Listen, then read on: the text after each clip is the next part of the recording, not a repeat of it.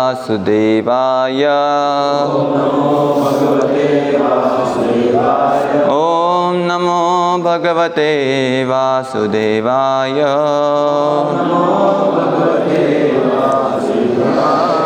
श्रीमद्भागवतम स्कंद 4 अध्याय 6 ब्रह्मा द्वारा शिवजी को मनाना। श्लोक क्रमांक 34। सनंदनाद्यैर्महासिद्धैः शान्तै संशान्तविग्रहम् उपास्यमानं सख्या च भर्त्रा गुह्यकरक्षसाम् सनंद आद्यैः। सनंदन इत्यादि चारों कुमार महासिद्धैः मुक्त जीव शान्तैः साधु प्रकृति का संशांत विग्रहम गंभीर तथा साधु प्रकृति वाले शिव उपास्यमानम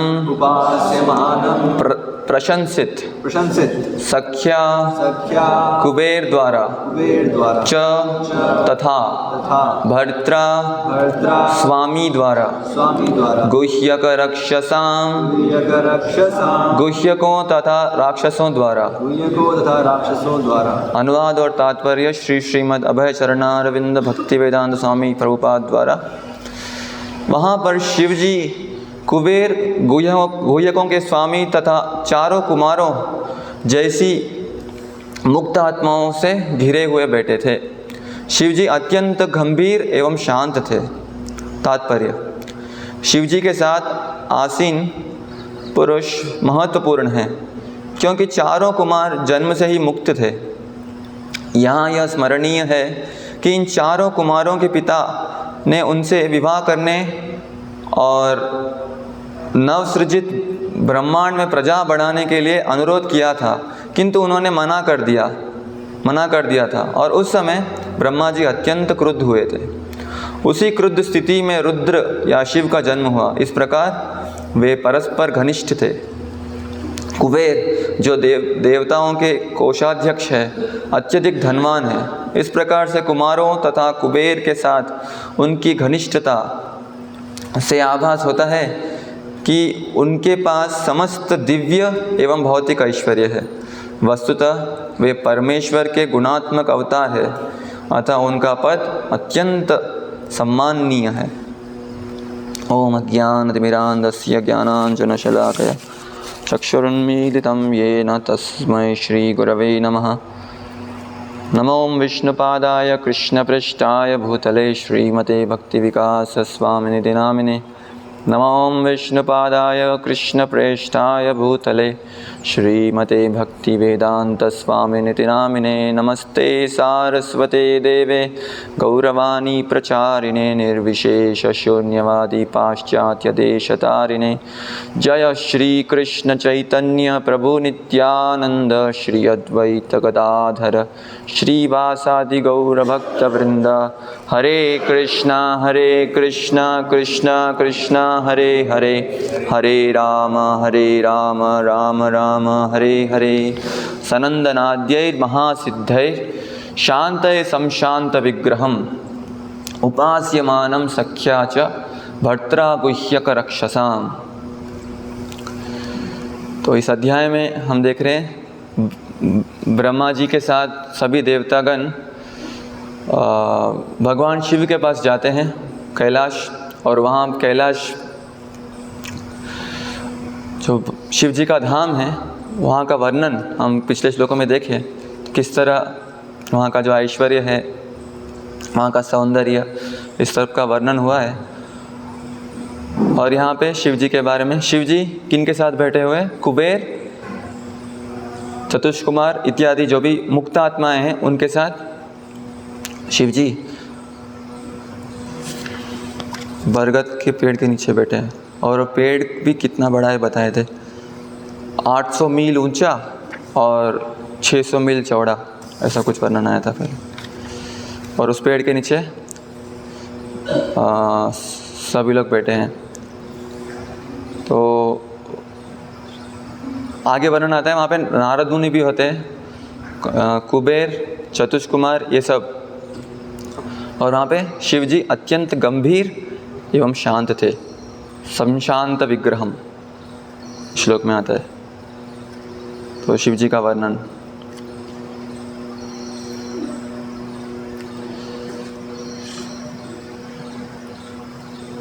और शिव जी के साथ, हम तात्पर्य में प्रभुपाद लिख रहे हैं, उनके साथ जो भी अन्य पुरुष है वो भी बहुत महत्वपूर्ण है। जैसे उदाहरण यहाँ पे प्रभुपाद देते हैं चतुष्कुमार का, सनक, सनातन, सनंदन, सनत कुमार, ब्रह्मा जी के 4 पुत्र। तो उनके बारे में प्रभुपाद यहाँ पे लिखते हैं, जब उनका जन्म हुआ ब्रह्मा जी से, तब ब्रह्मा जी ने उनको बोला विवाह करके इस ब्रह्मांड में प्रजा बढ़ाने का आप कार्य कीजिए। तो उन्होंने तुरंत मना कर दिया और वो बोले कि नहीं, हमें ये सब प्रजा उत्पन्न करने में, हमें इस कार्य में नहीं लगना है, हम आध्यात्मिक कार्यों में हम रहेंगे, इसमें हम बंधित नहीं होंगे। तो ऐसा जब वो बोले थे, हम 3 स्कंद में उसका वर्णन आता है, तो ब्रह्मा जी बहुत क्रोधित हो जाते हैं और वो क्रोध के कारण ब्रह्मा जी के सिर से शिव जी प्रकट होते हैं, रुद्र। तो इस प्रकार से शिव जी और चतुष्कुमार के बीच में जो संबंध है बहुत ही घनिष्ठ है, दोनों भाई है। तो ये चतुष्कुमार, ये भी कोई साधारण व्यक्ति नहीं है, ये महापुरुष है। ये भौतिक गुणों के, भौतिक प्रकृति के प्रभाव में नहीं है। हाँ,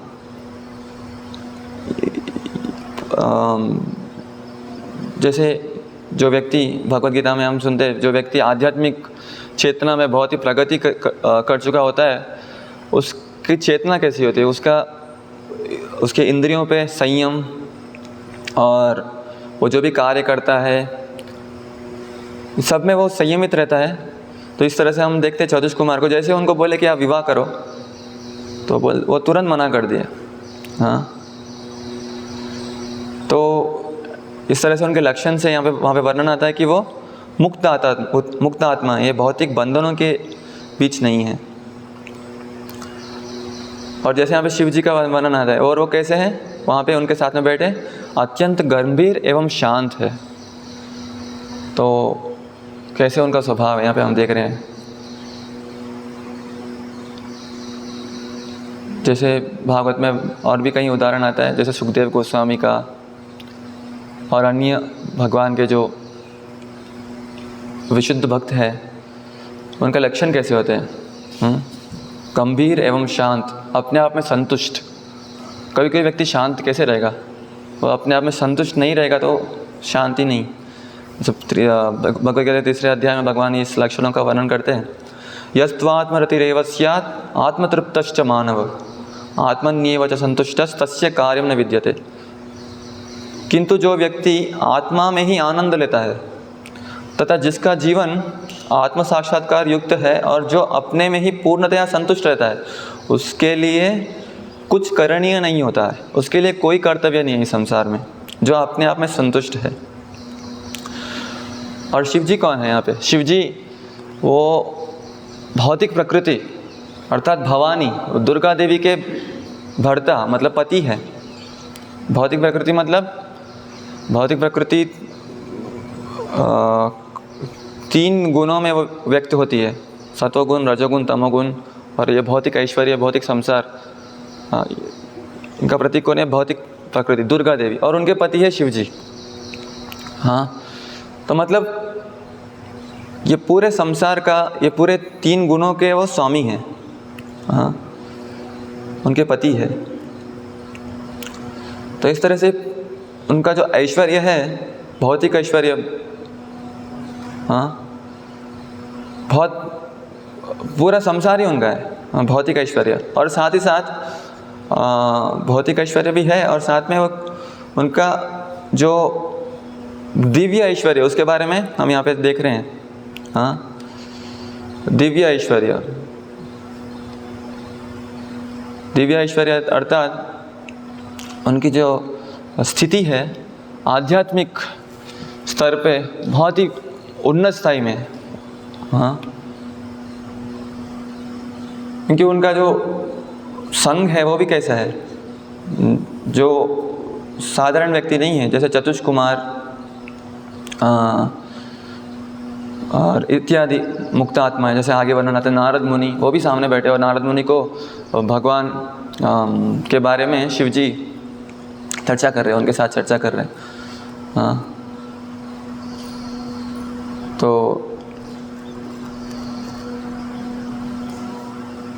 इस प्रकार तो उनका जो संग है उससे देखेंगे तो उनकी जो लक्षण है दिव्य ऐश्वर्य उसके बारे में वर्णन आ रहा है। और भौतिक ऐश्वर्य भी कोई साधारण नहीं है। जैसे देवता लोग जा रहे हैं वह कैलाश में, वहाँ पे देख रहे हैं कैसा है, इसका वर्णन आता है। गोलोक चार्ट सेमिनार एक्सप्लेन करते हुए गोकुल चंद्र बता रहे हैं कि इस ब्रह्मांड में जैसे जैसे हम ऊपर के लोकों में जाएंगे उतना उतना ऐश्वर्य बढ़ते रहता है और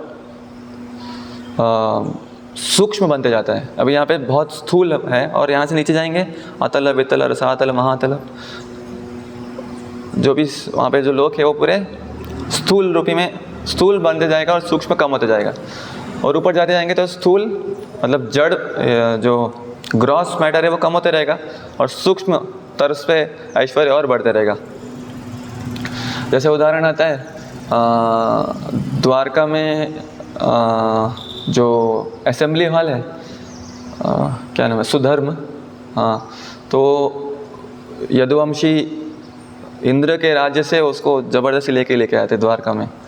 तो कैसा होता है, उसका वर्णन कैसा आता है, वो असेंबली हॉल में जैसे ही कोई भी व्यक्ति चाहे मुक्त हो या बद्ध हो, कोई भी व्यक्ति उसमें प्रवेश कर ले तो ये भूख प्यास जन्म मृत्यु जरा इस सब से मुक्त हो जाता है। इसका कोई प्रभाव नहीं होता है उसके ऊपर।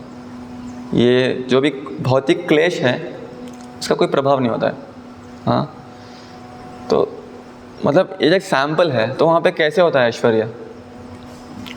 और वहाँ से और भी ऊपर जाएंगे तो एक कथा आती है, गोकुल चंद्र बता रहे हैं।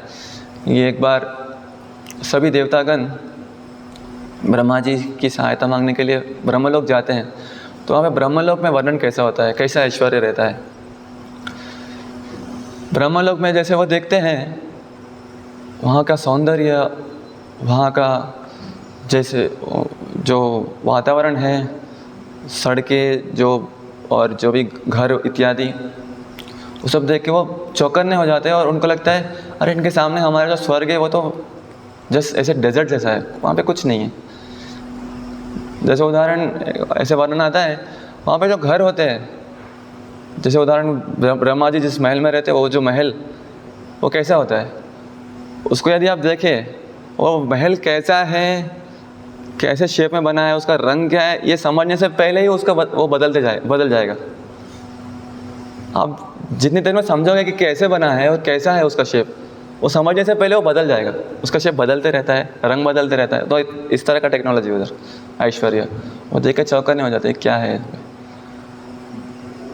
और तो ब्रह्मा जी जब उनको देखते हैं ये सब, यहाँ के ऐश्वर्य देख के ये सब आश्चर्यचकित हो रहे हैं। तो ब्रह्मा जी बोलते हैं आप इससे आश्चर्यचकित हो रहे हैं, इसका मतलब आपको जो असली ऐश्वर्य पता नहीं, इसलिए आप इससे मोहित हो जा रहे हो।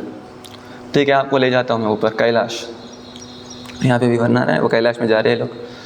तो कथा में आती है, तो कैलाश जाते हैं ऊपर, शिव जी ब्रह्मलोक के ऊपर होता है कैलाश शिव जी के पास। तो वहाँ जाते हैं, तो वहाँ पे वो जो ऐश्वर्य देखते हैं उसकी तुलना में ब्रह्मलोक में जो ऐश्वर्य देखा वो कुछ नहीं है। हाँ, तो इस तरह से वर्णन आता है। हाँ, वहाँ पे कहीं भी हम प्रणाम करेंगे तो चंदन का महक आएगा या तरह तरह के सुगंध, वातावरण पूरा ऐसे भरा है। हम पिछले श्लोकों में देखे थे। हाँ, तो वहाँ पे उस तरह के ऐश्वर्य को देख के मोहित हो जाते हैं। और फिर जब शिव जी देखते हैं कि आप लोग यह ऐश्वर्य को देख के मोहित हो रहे हैं, मतलब आपको वैकुंठ क्या है पता नहीं, फिर शिव जी उन सबको वैकुंठ ले जाते हैं।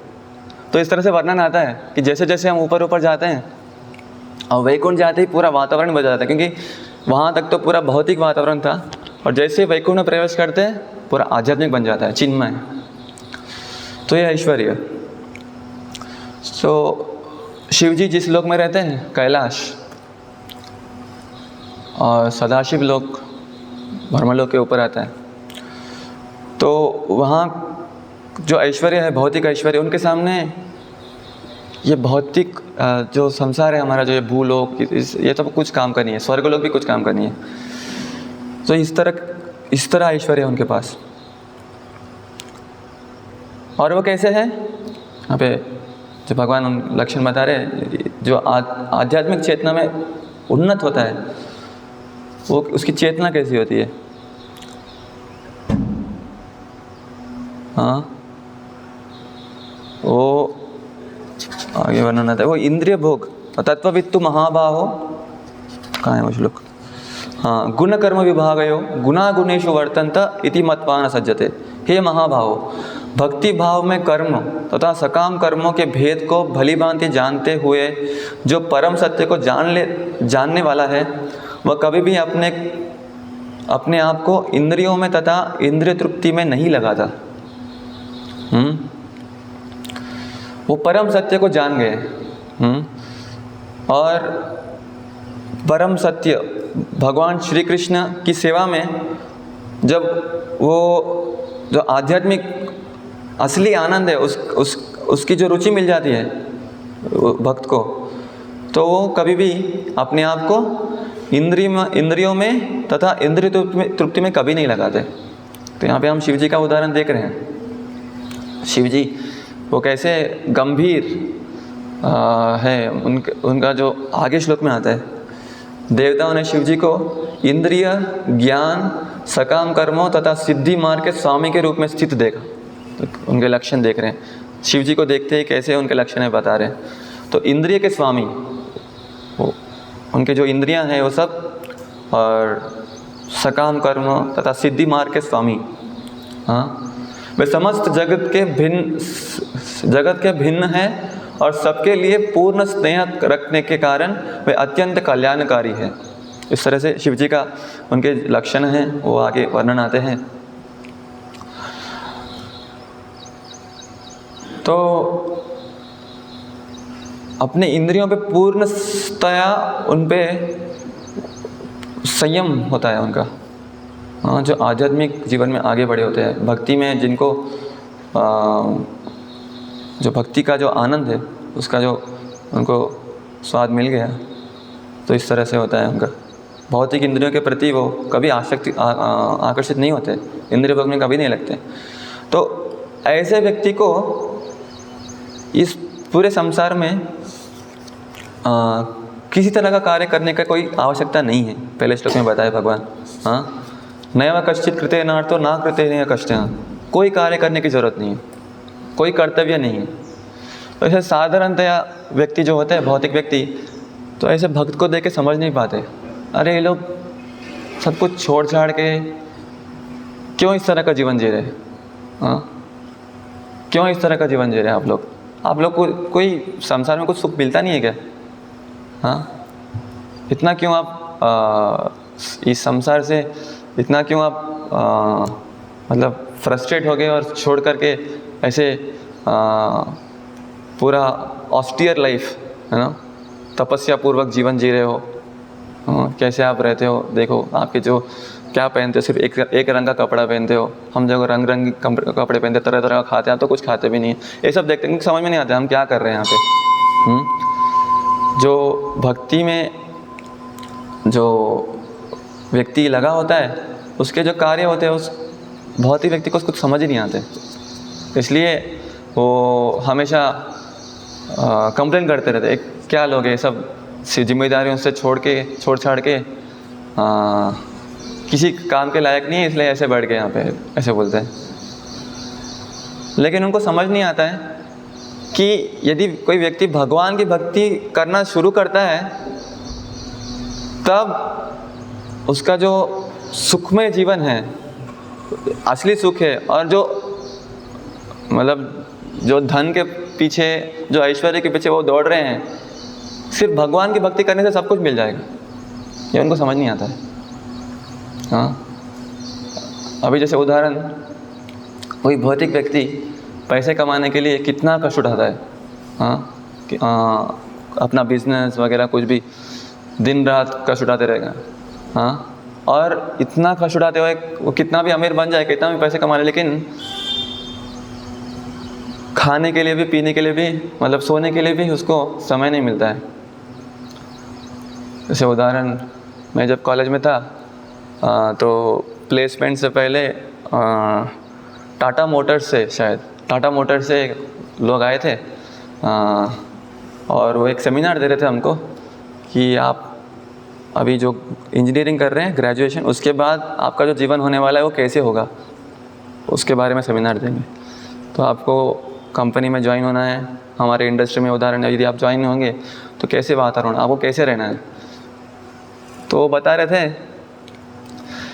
कि हमारे यदि कंपनी में आपको ज्वाइन करना है, काम करना है, तो आपको कैसे रहना है, आपको घोड़े के जैसे शक्तिशाली रहना है और आपका जो कार्य करने का तरीका है वो चीता जैसे होना है, बहुत तेज़। हाँ, और घोड़े के जैसी शक्ति।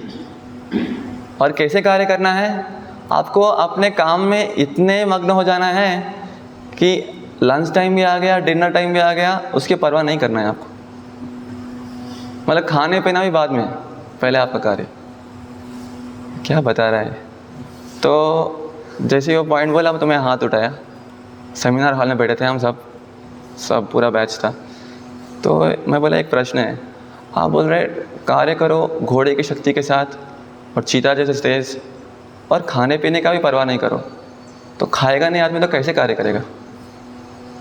हाँ, आप एक कंपनी में जॉब भी क्यों करेगा, आप जॉब खाने के लिए नहीं देंगे। व्यक्ति काम ही इसलिए करता है कि पेट भरे। हाँ, पेट के लिए तो काम करता है, वही नहीं करना बोल रहे। तो अब क्या बताना चाह रहे हैं, क्या मतलब क्या है इसका। हाँ, और सब लोग सुन रहे हैं, सब लोग वाह वाह कर रहे हैं, लेकिन ये प्रश्न कोई पूछ रहा नहीं। क्योंकि हम बचपन से प्रभुपाद के पुस्तक पढ़ रहे तो कॉमन सेंस उसने पूछ लिया हमें, और कोई पूछ रहा नहीं था। और सब लोग जब मैं पूछा तो हंस रहे हैं, और वो बड़ा सेमिनार दे रहे हैं, ऐसे तो बता रहे हैं और सब लोग सुन रहे हैं, कोई प्रश्न नहीं आ रहा है। अरे खाना भी नहीं है तो कार्य कैसे करूँ मैं। और होता है, वो उदाहरण भी दे रहे थे, उनके कंपनी में ऐसे ऐसे व्यक्ति हैं कि 17-18 घंटे तक भी काम करते लेकिन थकते नहीं हैं। अरे वाह, उनको हमको जाके याद दिलाना, सर लंच टाइम है, लंच ले लो। और लंच भी लेंगे तो कितना लेंगे, छोटा छोटा डब्बा रहता है, खा नहीं पाएंगे ठीक से। देखते हैं अभी उदाहरण हर रोज़ देख रहे हैं हम, वो माइनेट में हैं स्टूडेंट्स, उनको सुबह उठाने के लिए भी ज़्यादा उठते नहीं हैं, रात भर पढ़ाई करते हैं। ठीक है, आधा घंटे तो आ जाओ, कीर्तन करो, भगवत गीता से सुनो, आप भी पढ़ाई कीजिए। इसमें जो आपको आनंद मिलेगा वो वहाँ पे नहीं मिलेगा। हम बताएंगे तो भी समझ में नहीं आएगा उनको। और प्रसाद भी देंगे और खाइए, और नहीं खा पाएंगे, बस 2 चपाती 3 चपाती बस, और ज़्यादा नहीं खा पाएंगे। ऐसे होता है। और टिफ़िन में ले जाएंगे तो इतना छोटा डब्बा, छोटा छोटा इतना ही होता है, वो एक निवाले में ख़त्म हो जाएगा। खा नहीं पाएंगे, होता है। हाँ, जैसे ये उदाहरण तो बहुत बार सुना। जैसे वो अनिल अंबानी है, बहुत अमीर हो गया, लेकिन खाने पीने के लिए उसको समय नहीं मिलता है, नींद भी नहीं लगता, उसके लिए वो स्लीपिंग पिल्स लेना पड़ता है। हाँ, और ये लोग, हम जब उस तरह का जीवन छोड़ करके यहाँ पे फुल टाइम ज्वाइन होते हैं भगवान की सेवा में, तो हमको कंप्लेन करते हैं, आप लोग कुछ काम के नहीं है इसलिए यहाँ पे नहीं। हमारा जीवन देखो कैसा है। हाँ, आप सिर्फ कुछ पैसा कमाने के लिए या कुछ डिग्री हासिल करने के लिए इतने घंटे श्रम कर रहे हो, खा भी नहीं पा रहे हो, सो भी नहीं पा रहे हो। हम देखो कुछ श्रम नहीं करते, हम भगवान का कीर्तन करते हैं, सुबह उठते हैं, सुबह उठने के साथ ही नाचते हैं। आप नहीं कर पाएंगे ऐसा। हाँ, मंगल आरती में। हाँ, और हम जब प्रसाद लेते हैं, जैसे उदाहरण कल बलराम पूर्णिमा कितने आइटम्स लिए थे, वो तो सोच भी नहीं पाएंगे।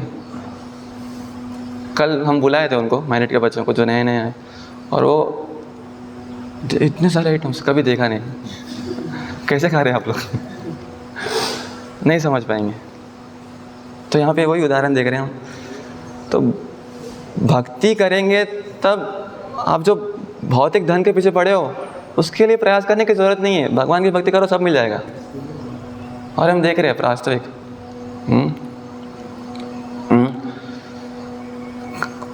कृष्ण भक्ति कर ले सर्व कर्म कृत है। हाँ, श्रद्धा शब्दे विश्वास के सुदृढ़ निश्चय। हाँ, ये विश्वास होना चाहिए। तो ये बहुत बहुत ज़रूरी है समझना। भगवान की भक्ति में लगेंगे तो भगवान की सेवा कर रहे हैं, भगवान का नाम जप कर रहे हैं, भगवान का प्रसाद ले रहे हैं, भगवत कथा श्रवण कर रहे हैं, बस। और कुछ करने की ज़रूरत नहीं है, बस इतना ही काफ़ी है। लेकिन लोग को समझ में नहीं आएगा। जैसे बहुत लोग पूछते हैं साधारण, अभी जब प्रचार में भी जाते हैं, कोई भी व्यक्ति हमको देखता है तो भगवत गीता के बारे में बताना चाहते हो, पहले प्रश्न ये तो बाद में, पहले आप बताओ कि आप लोग तो आप सब छोड़ छाड़ के आ गए, हाँ, भगवान की भक्ति ये सब बता रहे, आपके माता पिता क्या होगा, उनको कौन देखभाल करेगा? हाँ, आपका तो दायित्व था कि आप पैसे कमाओ और उनकी देखभाल करो, उसके लिए तो आपको उन्होंने जन्म दिया और आप छोड़ के आके भगवान की सेवा कर रहे हैं, तो उनका कौन देखेगा? पहला ये प्रश्न। आप शादी क्यों नहीं कर रहे, ये सेकंड प्रश्न।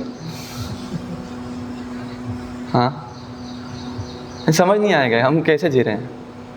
जो उनका जीवन है, क्या जीवन है वो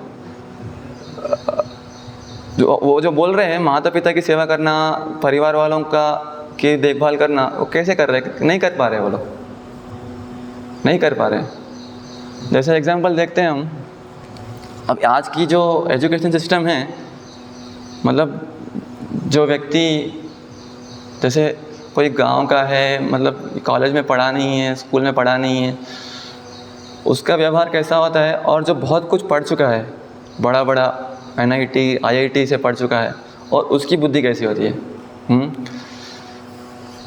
जो कुछ पढ़ाई नहीं किया है वो उसकी बुद्धि अच्छे से काम करती है। अभी घर में रहेगा, परिवार वालों के प्रति कोई समस्या भी हो गई है, और तो होती रहती है जीवन में, तो होते हैं, उतार चढ़ाव आते रहते हैं। तो कैसे परिस्थिति कैसे झेलना है उसको सिखाना नहीं पड़ेगा, वो समझ जाएगा कैसे करना है, और विचलित भी नहीं होगा, भयभीत भी नहीं होगा, अरे ये समस्या क्या करूं, नहीं, सब वो खुश रहेगा। लेकिन जो बहुत कुछ पढ़ चुका है, जैसे इंजीनियरिंग कर लिया है, पढ़ाई करने के बाद जितना आगे पढ़ता है उसकी बुद्धि उतना काम करने बंद हो जाती है। हाँ, और आगे जब प्रैक्टिकल लाइफ में वो प्रवेश करता है जीवन में, तब घर में जब घर संसार बनाता है, परिवार सब सेटल होता है, तब जब प्रॉब्लम आते हैं, आर्थिक समस्या, फाइनेंशियल प्रॉब्लम या हेल्थ प्रॉब्लम या कुछ, हाँ, कुछ भी छोटा भी प्रॉब्लम आए तो विचलित हो जाएगा, क्या करना समझ में नहीं आ रहा है, बुद्धि काम नहीं करेगा उसका, इस तरह का बुद्धि बन जाता है। और इस तरह के व्यक्ति का स्वभाव कैसे होता है? हमेशा फ्रस्ट्रेटेड, हमेशा भयभीत रहता है, कब क्या होगा पता नहीं, डरा रहेगा। तो ऐसा जीवन क्या जीवन है? और आप हमको बोल रहे हो कि आप ये सब जीवन जी के क्या कर रहे हैं? आप नहीं, आप क्या कर रहे हैं? हमेशा भयभीत, हमेशा विचलित, हमेशा टेंशन, हमेशा स्ट्रेस में रहते हैं, फ्रस्ट्रेटेड रहते हैं, कभी खुश नहीं है, कभी संतुष्ट नहीं है। हाँ, और जो सो कॉल्ड इंद्रिय भोग करना चाहते हैं वो भी नहीं कर पा रहे, आप ठीक से खा नहीं पा रहे, ठीक से सो नहीं पा रहे। लेकिन हम भगवान की सेवा में हमें जो आनंद मिलता है, उसके साथ साथ जो हम इंद्रिय भोग करते हैं, जो खाते हैं, जिस तरह से सोते हैं, हाँ, यहाँ पे देखते हैं हम, जैसे कल एग्जाम्पल, प्रसाद फुल लिए और 3-4 घंटे सब लोग सो गए, मतलब नींद भी भरपूर आती है, टेंशन नहीं है। तो जो इंद्रिय भोग के लिए वो पीछे पड़े यहाँ पे, और अच्छे से कर रहे हैं, बहुत अच्छे से कर रहे हैं, उनको तो नींद भी नहीं आती है। कॉलेज लाइफ में स्ट्रेस, टेंशन, हाँ, एग्ज़ाम है, कैसे पढ़ाई करना है, सब, नींद भी नहीं आता है। और IIT में मैं देखा और ख़तरनाक, IIT IIIT में, क्योंकि उनको ये क्या होता है, सरप्राइज टेस्ट, मतलब अचानक से एग्ज़ाम,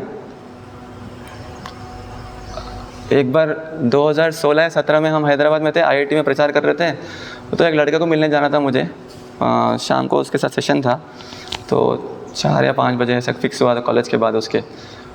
तो गया तो वो तो सो रहा है, तो पूछा क्या हुआ, हम तो अभी मिलने वाले थे, सो रहे हैं आप? नहीं, वो अचानक से रात में 2 बजे मैसेज आया कि अभी एग्ज़ाम है ऑनलाइन, अभी तुरंत उठ के मैं एग्ज़ाम लिखा। तो इस तरह से मन में हमेशा टेंशन है, कब क्या होगा पता नहीं, कब मैसेज आएगा, एग्ज़ाम लिखना है।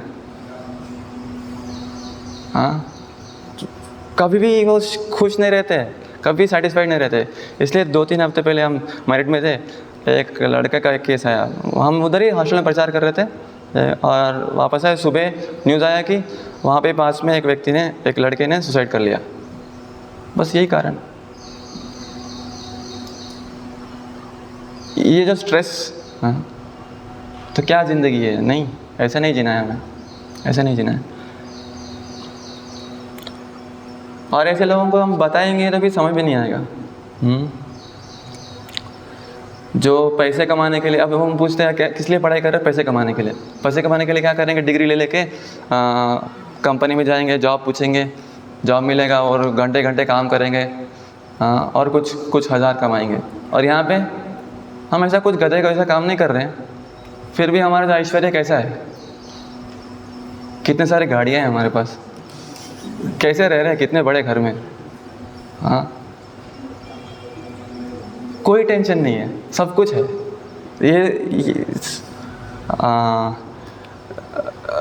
तो ये सब कुछ मिल रहा है। जैसे हाँ, ये श्लोक में बोलते हैं ना, बिल्वमंगल ठाकुर, कृष्ण करनामृत में बिल्वमंगल ठाकुर बोल रहे हैं, भक्ति त्वयि स्थिरतरा भगवत यति स्यात् दैवेन न फलति दिव्य किशोर मूर्ति मुक्ति स्वयं मुकुलितांजलि सेवते स्मान धर्मार्थ कामगतय समय प्रतीक्षा। हे भगवान, यदि मैं आपकी भक्ति में लगा हूँ तो मैं आपको सर्वत्र उपस्थित पा सकता हूँ। जहाँ तक मुक्ति का प्रश्न है, मेरे विचार में वह तो मेरे द्वार पर हाथ जोड़े मेरी सेवा करने के लिए प्रतीक्षा करती है, और उसके साथ धर्म, अर्थ तथा काम संबंधी सारी भौतिक सुविधाएं खड़ी रहती है। भक्त के लिए देखो, सब ऑलरेडी ठहरे सेवा में। हाँ, कोई अलग से प्रयास करने की ज़रूरत नहीं है। इंद्रिय भोग करने के लिए या धन अर्जित करने के लिए धर्म, अर्थ और ये काम संबंधी सारी भौतिक सुविधाएं, सभी सुविधाएं सब कुछ साथ में आ जाती है। हाँ, इसलिए बोलते हैं कृष्ण भक्ति कैले सर्व कर्म कृत है।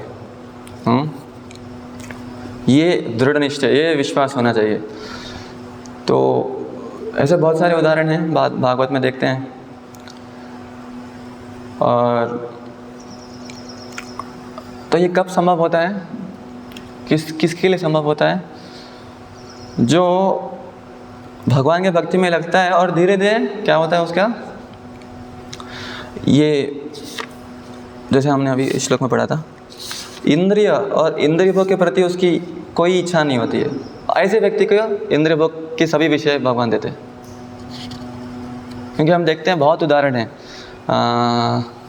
जैसे दशम स्कंद में 88 चैप्टर में आता है, परीक्षित महाराज यही प्रश्न करते हैं, यदि हम देखें कि भगवान शिव की जो उपासना करते हैं वो बहुत धनवान, बहुत ऐश्वर्यवान होते हैं, लेकिन जो भगवान कृष्ण की या विष्णु की सेवा करते हैं, भक्ति में रहते हैं, वो बहुत गरीब हो जाते हैं। ऐसा क्यों होता है? ऐसा क्यों होता है? ऐसे बहुत सारे उदाहरण हैं। जैसे प्रभुपाद बोलते हैं ना, भरत महाराज बहुत कमी उनकी आयु में 22-23 साल के थे, बस 25 साल के, और पूरा साम्राज्य, पूरा भारतवर्ष, ये पूरा भूलोक के चक्रवर्ती थे। मतलब कितना ऐश्वर्य है, कितना इंद्र भोग है उनके पास, वो सब कुछ छोड़ दिया भगवत प्राप्ति के लिए। हाँ, और ये एक उदाहरण है। और हम भी देखते हैं, जैसे शुरुआत में जो भी भक्ति में आते हैं, साधना में करते हैं, धीरे धीरे माला करने लगते हैं या भक्तों के संग में आते हैं, सेवा में कुछ लगते हैं, तो धीरे धीरे उनको ऐसा लगता है कि जैसे मैं भक्ति में आया मेरे साथ बहुत नुकसान हो रहा है, मेरा ये नुकसान हो गया, मेरा ये नष्ट हो गया, पैसे सब चले जा रहे हैं, ऐसे से होता है। तो भगवान बता रहे हैं। तो जब ये परीक्षित महाराज प्रश्न करते हैं तो सुखदेव गोस्वामी उत्तर में युधिष्ठिर महाराज को कोट करते हुए युधिष्ठिर बोलते हैं, युधिष्ठिर महाराज भी यही से प्रश्न किए थे। और कौन बताते हैं? नारद मुनि शायद बताते हैं उनको कि भगवान बताते हैं हाँ कि भगवान जिसके ऊपर कृपा करते हैं, तो कृपा करने का मतलब पहला लक्षण क्या होता है? उसका जो भी भौतिक धन है सब वो हर लेंगे। भगवान ऐसा करते हैं। लेकिन जो भगवान शिव जी की जो भक्ति करता है वो बहुत ऐश्वर्यवान बन जाता है, बहुत अमीर बन जाता है, बहुत शक्तिशाली बन जाता है। बहुत सारे उदाहरण, जैसे रावण है, शिव जी की उपासना की थी, ऐसे बहुत सारे उदाहरण हैं। तो ऐसा क्यों होता है? तो उसके समाधान में, उसके उत्तर में देते हैं कि शिव कौन है? ये भौतिक प्रकृति के, ये भौतिक ऐश्वर्य के स्वामी हैं। हाँ, तो जो उनकी भक्ति करता है तो उनको क्या मिलेगा फल में? हाँ, जैसे भगवद गीता में भगवान बताते हैं ना, यान्ति देवव्रता देवान पितृन्यान्ति पितृव्रता भूतानि यान्ति भूतेजा मध्याजिनोपि यान्ति माम। जो जिसकी उपासना करता है, जो जिसकी सेवा करता है, उसको उस तरह का फल मिलता है, मतलब वो प्राप्त करता है। हाँ, तो जो शिव जी की उपासना करते हैं तो शिव जी के पास क्या है? पूरा भौतिक ऐश्वर्य है। तो उनको जो ऐश्वर्य मिलेगा वो जो भौतिक त्रिगुणों से बना हुआ रहेगा, यही ऐश्वर्य मिलेगा। लेकिन जो भगवान की भक्ति करता है, मध्याजिनोपि यान्ति माम, वो मेरे पास पहुंचता है। हाँ, तो भगवान के पास पहुंचना मतलब तो पहला क्या है? अनासक्त्य विषयान।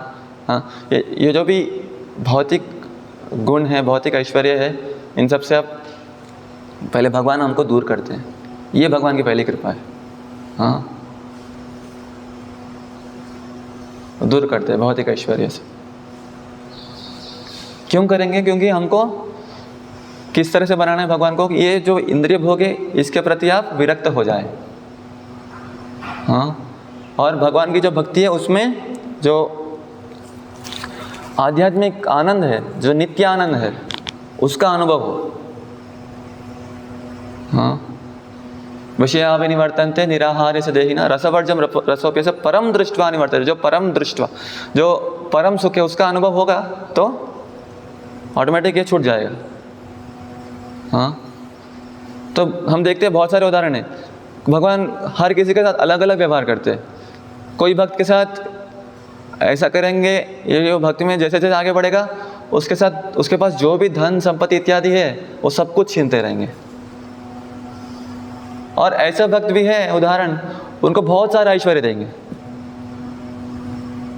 जैसे युधिष्ठिर महाराज को पूरा राज्य दे दिया, पूरा ऐश्वर्य।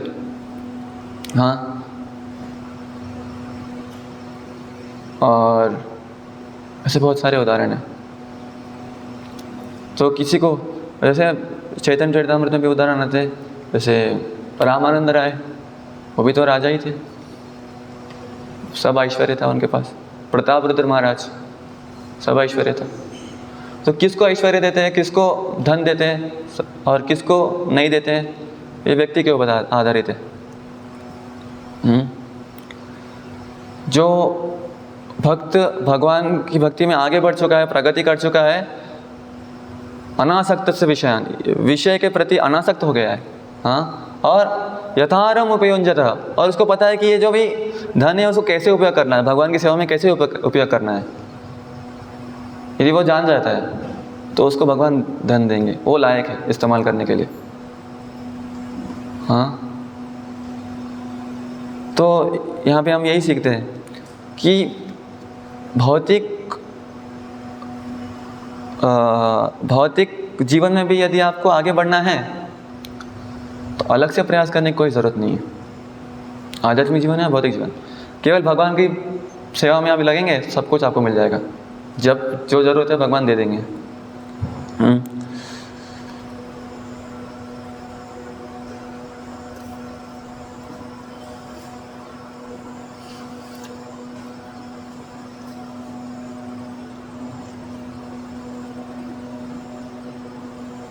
और रही ये बात कि लोग बोलते हैं कि आप लोग सिर्फ आपकी जो भौतिक जिम्मेदारियां हैं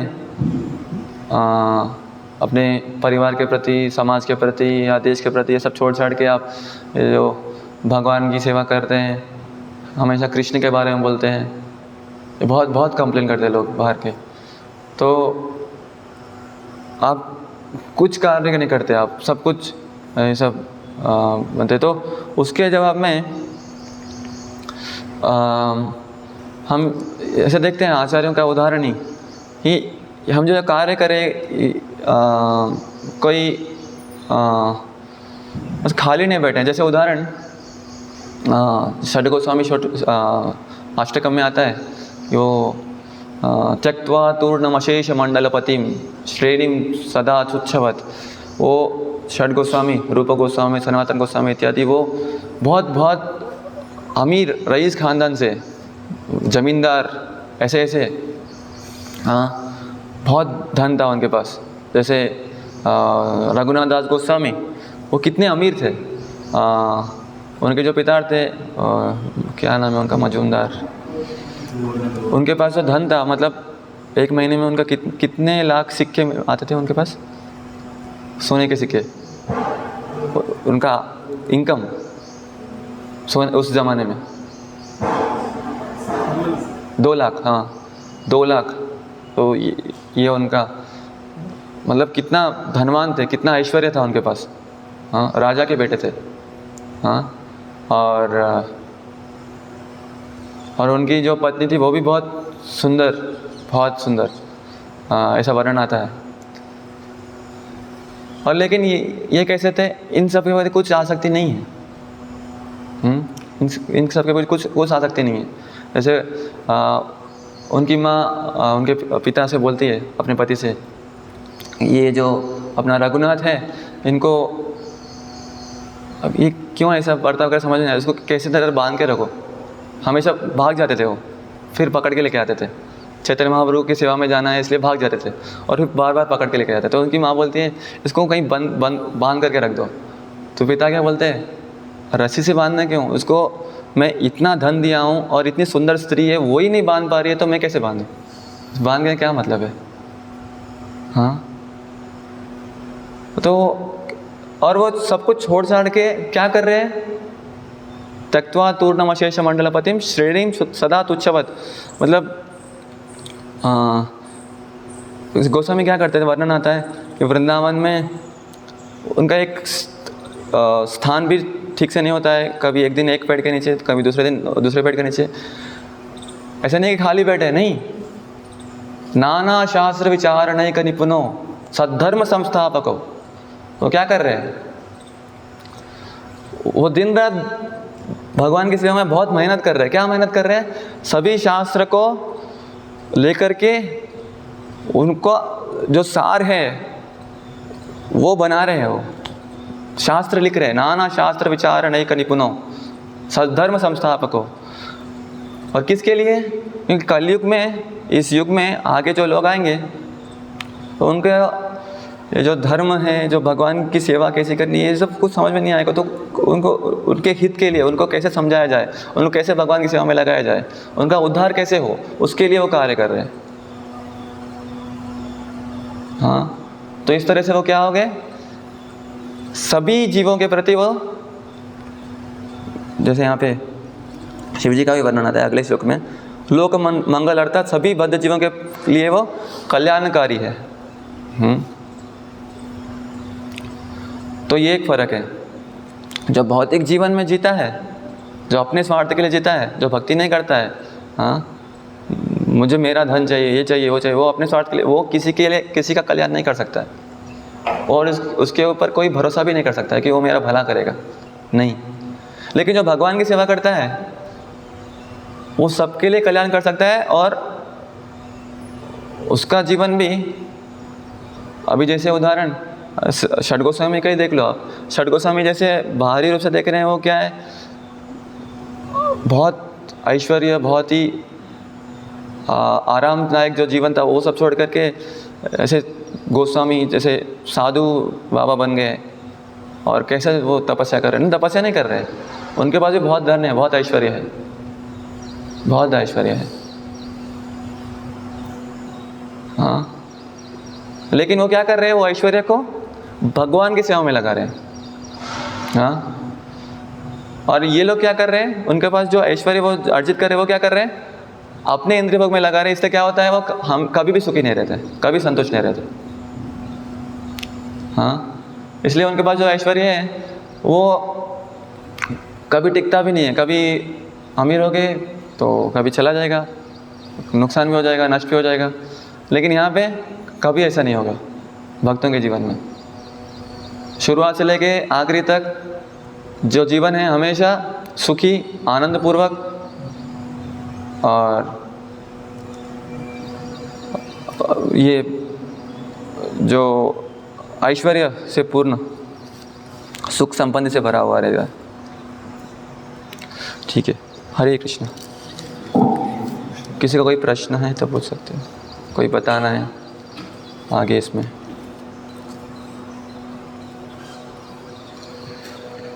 श्रीमद् भागवत की जय, श्रील प्रभुपाद की जय।